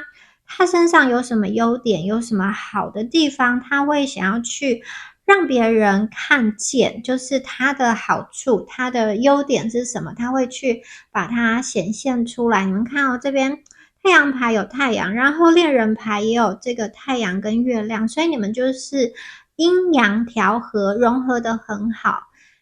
这个人他的这一种能量啊，蛮外放的。我也觉得他喜欢的是热烈的感情就是希望你对他热情一点，然后他会去表现出他对你的喜欢，然后也会用一些比较明显的方式来去示爱。但是同时他也需要就是比较热烈的、比较热情的一个爱的方式，他是喜欢这样子的。你们在年纪上感觉不会相差太多，他很可能比你小一点，或是说年纪相仿，然后他很可能是一个比较运动型的人，或是他如果是男生的话，我觉得他是喜欢这种车子的。好，也有喜欢吃美食或是喜欢运动的能量。如果是女生的话，我觉得她注重自己的身材打扮跟饮食，就是身材管理是不错的。那接下来圣杯七金星在天蝎座，这张牌代表了选择，然后还有一些想象。你跟他呀，都曾经对于感情是什么，你们充满了各种想象。那同时我觉得你跟他在感情的这种市场中，择偶市场中，你有选择，他也有选择。而你们第一次看到对方的时候，真是既兴奋又害怕。兴奋的是，哇，这个人怎么这么的好？但是害怕的话，你会想说，这么美好的东西背后是不是有诈？就是说，是不是有什么问题？所以我觉得他有点像是符合你们愿望清单中的那个理想条件的人，可是你们一旦看见这么美好的感情，反而有一点点害怕，不知道要不要去接受。那其实你真正的去接受了之后，你反而会觉得说，啊，他其实，就是你深入相处起来，就是你本来可能会觉得他很高，然后他有点这个高是你把他的地位看得很高，然后有一点这种偶像化或者神话，觉得他很厉害。但你实际跟他相处之后，就发现他也只是一般人，他就是一个需要爱的人。你们当中啊，会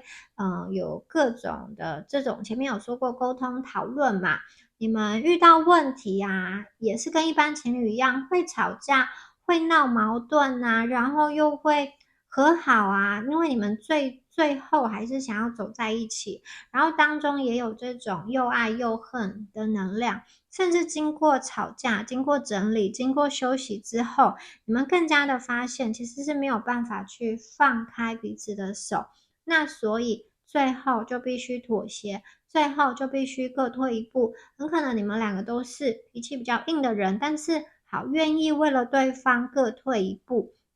这边有宝剑四哦，木星在天平，它代表着冥想、休息跟平静。所以我觉得你们这段感情哦，有的时候确实会需要走到一个休息的阶段啦。那这个休息不见得是不好哦。有些朋友，你跟这个人可能会经历一个冷静期、整理期跟休息期，这个是需要的，因为你需要给这段感情一些空间。有的时候爱得太浓烈太紧，其实会有很多的压力，所以需要去休息，需要去释放。特别是当一方啊太过努力的在奉献自我，他也会累。这个时候他需要去休息嘛，因为当一方太过用力的在示爱、在付出的话，他的能量也会耗损。所以我看见的是，你们有的时候就是要调试，有的时候黏在一起，有的时候也要分开。一段时间给彼此休息、成长的一个空间。这样子的话，你们两个的步调其实就会配合得很好。他在前期哦，会是比较热情，对你比较这种步步跟紧嘛，或者说对你比较释出很多的好感，让你很就是心动。就是我觉得他的这个求爱方式、表现方式，或是他的出场方式，让你真的是很心动。但是你又怕说，哈，这个人会不会是诈骗？他这么好啊，他这么好，这么万人迷，对我又那么好。我真的是很心动，我想要跳下去，但是我又怕被骗。但是你们最终啊，还是决定要相信自己啦，因为你们真的是对他也非常的心动，他会跟你说很多的话。我觉得这个人是会说情话的人，比如说他会唱歌给你听啊，然后他会去做一些他自己手工的东西嘛，手工做的食物或者什么样子艺术品给你。然后会跟你说，你是他这辈子遇过，就是他没有想过会遇见这样子的人呐、然后他希望可以跟你长长久久等等的。所以呢，你们有一点点像是在一团迷雾中，听到这个人的这些话，就很像是太阳一样，你觉得很温暖，你觉得很激动，觉得你的感情生活好像充满了希望。然后在有一点点怀疑、有一点点不确定下，好，你们去踏入这段感情，你们去走入这段感情哦。好，再来看一下，我们这边还出现了圣杯二，所以你们就是一段心心相印的感情。你喜欢他，他也喜欢你。圣杯二是金星在巨蟹座，所以这个人他也是依感情来判断爱情，因为这个感觉很重要，依感觉来判断爱情，就是有没有感觉很重要。对他来说我觉得他也是这样子啊，就是这个外表顺眼了，就感觉对了，其他呀那种家世背景或者是说学历那些东西呢，对他来说并不重要。那这个圣杯二哦，金星在巨蟹，巨蟹的守护星是月亮，所以呢，他其实在爱情中很需要安全感。你不要看他有的时候好像拉开距离不讲话，但是如果你长时间不理他，他也是会生闷气的。所以呢，他其实是害怕寂寞的。有的时候啊，你要去理解对方，他是一个爱吃醋、害怕寂寞的人，有的时候没有安全感，但是他又不知道怎么样好好的表达自己。你有的时候以为他在生气，他不理你，其实他是想要获得你更多的关注跟关爱，甚至有的时候如果你没有办法去满足他，他会对自己或是对感情产生一些负面的想法，需要去主动的去多多的关心他跟关爱他。这个人有的时候有一点点这种傲娇嘛，比如说明明他是想要去希望你多多的好像热情一点，但是他很可能说出来的话是好吧，如果你对我没有意思的话，我就要去退出，或是说好，那我就自己做自己的事。他很可能会以这样子的话来跟你说，那你以为他是要放弃这段感情，其实不是，他是想要取得你的一个关注跟关爱。你们两个在一起的时候，很像是彼此的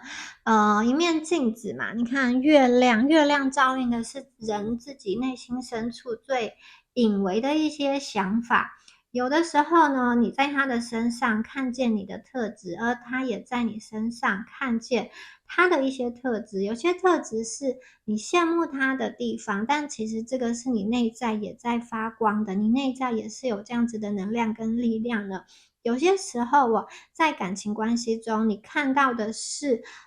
对方的就像是一面镜子，照出你并不想面对的一些阴影，以及你自己的一个黑暗面。所以你们这段感情会让彼此成长，会让彼此面对真实，会让彼此去看见，或者是会想到以前都没有去理解过自己的人格的特质的一部分了。好。接下来我们还看到什么？哇，你们有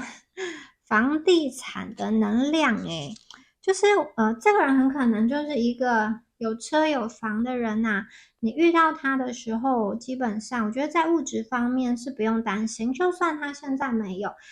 或者说就算你们现在没有，以后呢也是一定会有，不止一栋房，可能很多栋房哦。然后这边人有共同合作的能量，所以你们也很可能也是在事业上、在生活上的好队友、好伙伴。那这里还有一个这种吸引力法则的概念，就是你们的能量同频共振，让你们两个可以结合在一起，让你们两个可以去发现彼此，让你们两个可以感受到彼此的爱。你们有出现恋人牌跟圣杯2，代表说这份感情是强烈的吸引。互相的吸引，它并不是一个被感动而来的感情，并不是因为他对你好，然后你跟他在一起，而是你真的喜欢他，他也喜欢你，你们两个同时感觉到对方心中的爱，你们的这份爱呢是受到宇宙祝福的。好，接下来这边有一个这种抗议的能量，这个人他是一个会去说出他自己内心真实的声音的。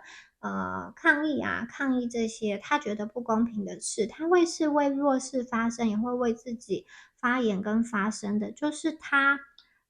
我觉得他不是那种说我一定要当好好先生、好好小姐，就是我觉得有什么事情不合理，我会要去说，我会要去争取的。我不会去忍气吞声的，所以这个人我觉得他也是一个蛮有主见的人，他是有自己的想法，有自己的主见，然后呢，他会是为自己或是为别人发言跟发声的。好，接下来再看一下沉思的女人47号牌，还有31号牌，通往丰盛之门。沉思的女人，感觉上你们两个之间很可能是被一个女性所牵线。这个女性好，她也许是这种媒人嘛，她在思考，然后她是你们的共同的朋友，或者是她是一个女性的长辈，她将你们以不同的形式串联起来，那她觉得你们两个很适合，所以你们当中很可能就是有那种被媒合、被牵线的能量，被一个女性牵线的能量。然后这张牌仔细看哦，这个女生哦，她手里拿着一本书，然后她好像正在要通往一个，因为她在阶梯处，她在1楼，她好像正在往上。这个是一个城堡嘛，她要去上升，就去走这个城堡，要爬到不同的楼层。所以呢，这个感觉上，你们也有可能会是在一个这种聚会，一种比较轻松休闲，但是我觉得是一种比较别致、比较高雅的这种聚会中所认识的，或者是说你们是在那种音乐艺术的这个环境当中认识的。比如说，音乐的酒吧，或者是说那个餐厅中是放有一些书的，或是在什么样子的讨论会中，有人帮你们牵线，有人去就是介绍，互相的介绍。好，下一张牌哦，通往丰盛之门。这个人哦，刚刚说过，你遇到他的时候，很可能他就是在事业的上升期，所以基本上呢，就是推开这一扇门之后，就是满满的丰盛，他的物质能量还真的很不错耶。要么就是他家底很好，或者是他本身赚钱能力不错，更多的是这两者可能都有哦。对于他来说，要怎么样在这个物质世界中生存，或是说让自己过得很好，是他的一个兴趣，而且他也知道要怎么样去吸引更多的钞票。有点像是你只要跟他在一起，你只要愿意去推开这一扇门，你会发现，哎，背后有很多的宝藏，说不定呢，就是可以完完全全的去改善你现在的生活。那如果说你现在的生活已经过得很不错了，你自己也可以把自己照顾得很好，那我觉得你们就是一个强强联手的能量哦。好，接下来看一下。你可能会被这个人精心准备的礼物，然后给这个他会给你一个惊喜。这个人还真的是很有仪式感诶，他会喜欢去营造一些惊喜，所以你们的生活是这样子的。前面有说过，你们的生命跟生活很真实，就是你们在一起相处的时候会去谈论一些现实的话题嘛，比较敏感的话题，然后还有对方真实的个性是怎样的。我觉得他在你面前没有太多的包装啦，但是他也不是那种就是一切都很直，然后没有什么那种就是他还是会把生活过得有情趣跟有情调，就是一方面在认真真实的理解到彼此的个性是什么，没有太多伪装的这个情况，他还是会去安排生活中、生命中的一些小惊喜，不会说我是老夫老妻了，就是说，好，你的身体我都看过几百次了，我没有兴趣，他不会这样子，就是虽然就是很多时候对对方已经很了解了，然后都已经好像就是像呼吸、像空气一般的自在的相处。然后也不会害怕自己呈现出自己最不完美的一面，但是他还是会。为什么他要准备礼物？就是他不会因为跟你很亲近，然后就产生怠慢之心。有的时候我们在这种约会在恋爱的这种时期，都会想把自己的最好的一面展现出来，然后也会维持一个形象比较客气。那相反的，如果进入到这种长久生活，有的人可能口气就开始不好啦，就开始随便啦。可是这个人就不是，他还是会制造一些小惊喜来去感谢说谢谢你对我的付出然后这个是生日礼物这个是情人节礼物圣诞礼物什么礼物什么节日然后带你去怎样子的餐厅安排什么样子的活动，我觉得不管是男生或是女生他都是会有一些策划的。好，那接下来这张牌你们当中哦会有那种很特别的这个时刻，然后这个觉得就像前面说，它会营造一些精心的时刻，这些特别的时刻会让你留下很深刻的记忆点。所以呢，你们两个日后啊，在吵架的时候啊，在闹脾气的时候啊，在恨不得要去撕裂对方的时候啊，就会想到那个甜蜜的时刻，想到他给我写的好这么一封信，温暖的信，每次看到就觉得很甜蜜，流泪，或者是说他给我安排的这个惊喜，就想说好啦，那我还是原谅你吧。就是每当觉得很生气的时候，每当觉得你怎么可以这样子的时候，只要想到对方曾经为你做的那一件事情，好啦好啦，你们就放下了，那些挫折又都可以去度过了。所以我觉得这些东西是很重要的，它是一个重新的感情的粘着剂，因为感情久了会疲乏，有的时候会就是如果没有好好的经营、好好的维持，它会去淡掉嘛。可是这个人，我觉得他是有在维持的。好，接下来呢，这个真爱啊，它是在你最不预期的时候出现，很可能你们在最没有预期的时候啊，就遇到这个人，而且还有刚刚说过，有些朋友们是先性后爱，大家记得吗？所以我觉得有些朋友很可能你一开始就只是想要跟他，就是没有想要跟他长久，就是你们先试试看，然后约会看看。但是，没想到你觉得适合，你想要深入下去。这张牌充满了性的诱惑，你看那红玫瑰哦，还有这个男生的手在摸女生的胸部，有一点点不安分。好，其实你们两个之间的性吸引力是很强的，但是除了这个性吸引力啊，更多的是之后刚刚说过，你们可以去落地，因为这个荷尔蒙啊，它不能持续非常的久，好吗？就是1年还可以，那如果你们要3、5年长久啊，就不能完完全全单靠外表的这个吸引力，就算再帅再美，看到最后也会腻。所以呢，除了这个一开始很强烈的这个性的吸引力之外呢，更多的是我看到的是你们当中哦，愿意去沟通，愿意去给彼此制造一些温馨的时刻，你们愿意真正的去了解彼此，了解对方，以及在遇到需要去磨合的时候，以及价值观冲突的时候，去找出一个解决的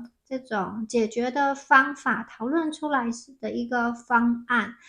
还有就是，不管吵得多么的凶，不管矛盾闹得多厉害，你们还是会莫忘初衷，莫忘当初哦，他对你许的承诺，你对他许的承诺，以及你们两个第一次见面的时刻的那个心动的感觉。所以你们两个的恋爱，我觉得它非常的牢固，非常的真实，它是可以经历很多大风大浪而存活下来的一个情感，而且你们会累积很多属于你们的恋爱存款、恋爱存折，你们会有很多的记忆可以去回放，你们会去完成属于自己的一个爱情电影啊、爱情小品或是一本书等等，你们的故事哦，它是有这种有可看性的。它是有眼泪、有欢笑，然后有很多的温暖，它是一个好的结局。所以我觉得这是一个有情有味、很滋润，然后也很有经历、很深刻的一段感情哦。那我们接下来再去看一下这个人有什么话想要对你说。他呢，对你还真的蛮好的，他愿意为你做任何事情，所以你们的感情啊，随着相处，随着生活，你们两个已经坚定的去选择彼此跟认识彼此，这段感情就已经不再停留在一个小情小爱的层次。相反着，我觉得真的有那种生死与共同患难的能量。好，Pentacle，好，这个人哦，还真的有很多金币的能量哦，他是带财的，好，带财的，所以跟他在一起啊，就是不用担心金钱、钱财方面的事情哦，很可能他也会去旺你的事业哦。好。他呢在找你的同时啊，其实你也在找他，有点像是你们是互相去吸引彼此，互相去显化彼此的。你在跟宇宙祈求这个人的时候啊，他其实也在跟宇宙祈求你，然后宇宙又发现，哎，这个人想要的对象跟那个人想要的对象真的是很相似所以宇宙就透过好一个媒人把你们牵线，把你们放在一起了。好哦，他说他可以成为你的英雄，不管是男生女生啊，我觉得他也是就是阳的这个能量比较重的，对。如果是男生的话，我觉得他的身材是比较高大的；女生的话，感觉他是比较高挑的，或者是说他身上就是有那种会把你当成小朋友的感觉，好，小朋友的能量。那哦，对，另外那这一张牌，我还有觉得说，有可能少部分的朋友，你跟这个人是在旅途中遇见的。这种旅途有点像是你们去参观什么样子的古迹嘛，或者是说去看什么具有历史艺文气息的这种东西啊，所遇见的。好，接下来呢？哇，他对你真的是很沉醉、很着迷，他戒不掉你，没有办法戒掉你，他对你很着迷、很上瘾。还有对他来说啊，人生快乐是他人生中的第一优先顺序。就是如果可以开心过一天，他就想要开心过一天。他是一个，他有太阳的能量，他不想要愁眉苦脸，所以他是一个比较正向、乐观跟积极的人。好，即使遇到了打击，他也不想要让自己活得很愁云惨雾，他也是想要。赶快再找回他心中的那个小太阳以及快乐。所以呢，要如何让自己的生命生活经营的很幸福、很快乐，对他来说是很重要的事情。你就是我的一切，所以他愿意为你做任何事情哦。让我拥有你吧，好。你很重要，你对他来说真的很重要。只要你说的话，他其实都会用心听，都会去放在心上。因为呢，你就是他在等待的爱情，你就是在宇宙的指引下，宇宙牵起这个缘分，让你们所遇见的。所以呢，如果你愿意去跟他在一起，如果你愿意去牵起他的手的话，其实他会去用他的行动展现说，其实你是非常的重要的。那这个人呢，刚刚说过，他在他的生命中，我觉得各方面呢，可能钱财呀，各方面都已经逐步到位，或者说逐步在充实，逐步在丰盛了。同样的，我觉得你们这边的能量哦，也不差，你们这边可能也是在各方面都在提升自己，各方面都在充实自己。他呢已经是准备好了的状态，那我觉得你们也准备好了，所以这会是一个很好的时刻，你可以跟这个人在一起，去完成你过去一直想要完成的梦想，或者是说你可以跟这个人在一起，一起去创造出你们新的梦想，以及你们丰盛的物质世界的生活。还有最重要的是享受你们的快乐，把快乐幸福放在人生中、生命中的第一优先顺位。很多时候啊，因为有了这个丰盛，有了这个钞票，有了这个钱财，我觉得其实你们可以去做梦，然后在说话、在做事的时候也更加的有底气，不会因为说钱不够而去做一个比较刺激的选择，或是比较不是自己真心喜欢的选择。相反的，我觉得在你们两个一起，其实可以去发展出很丰盛的、很丰盈、很富足的能量，然后把快乐放在第一优先的考虑，而不是把我要怎么样去赚更多的钱，因为钱财啊，它真的是慢慢到位，越来越足够，越来越丰盛，甚至你就是真的不用太过担心这一方面的问题，要尽情的去享受生活，开心的过生活。如果你以前的生活过得比较辛苦的话，我觉得这个人是宇宙给你的一个礼物，要让你卸下生活的重担，好好的去开心的过生活。好，以上啊就是有关于第三组朋友们你们今天的解牌啦，希望今天的解牌有对应到大家哦。我是蜜雅，我的 B 站跟 YouTube 的名称都是蜜雅塔罗，我们下次影片见咯，拜拜。